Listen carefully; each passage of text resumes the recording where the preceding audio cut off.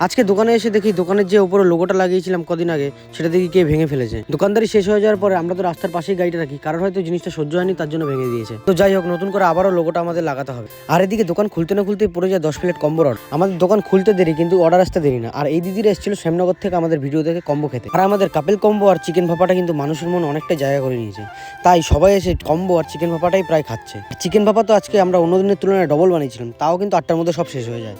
আজকে আমাদের দোকানে জমজমাটটা একটু বেশিই ছিল। 7:30 থেকে 8টার মধ্যে তো আমাদের অর্ধেক মাল প্রায় শেষই হয়ে যায়। আমরা অন্যান্য দিনের তুলনায় কিন্তু একটু বেশিই মাল বানিয়েছিলাম, তাও কিন্তু 7:30 থেকে 8টার মধ্যে সব প্রায় শেষই হয়ে যায়। আর এদিকে তো আমার মামা সব ফ্রাই করতে করতে ঘেমে টেমে পুরো একাকার হয়ে গেছিল। আজকে যেহেতু অনেকটাই গরম পড়েছিল, সবাই একটু অস্থির হয়ে গেছিলাম আমরা। আর এই দাদা এসেছিল ভাটপাড়া থেকে আমাদের দোকানে কম্বো খেতে। তো লাস্টে 2টো কম্বো বেঁচে থাকে, এই দাদাকে আমরা কম্বোগুলো দিয়ে দিই। এদিকে পাশে একটা বোন আছে, বোনের ছিল একটা স্প্রিং রোল অর্ডার। এরপরে কিছু কাস্টমার আসে, বলে 7টা চিজ রোল দিত। তো 7টা চিজ রোল ফটাফট রেডি করে আমরা তাদেরকে দিয়ে দিলাম। আজকে দোকানে বেচাকেনা হয়েছিল ভালোই, কিন্তু তার মধ্যেও ছিল একটু মনটা খারাপ, কারণ যে আমাদের লোগোটা লাগিয়েছিলাম খুব আশা করে, সেটা কে জানি ভেঙে ফেলেছিল, তার জন্য একটু মনটা খারাপ ছিল। তো যাই হোক, লাস্টের দিকে আমার একটা বন্ধু আছে, ওর ছিল 4টে চিজ রোল। তো 4টে চিজ রোল ওকে পার্সেল দিয়ে তারপরে এই দুজনের ছিল 2টো চাউমিন অর্ডার। তো তাদেরকে চাউমিনটা আমরা দিয়ে দিই।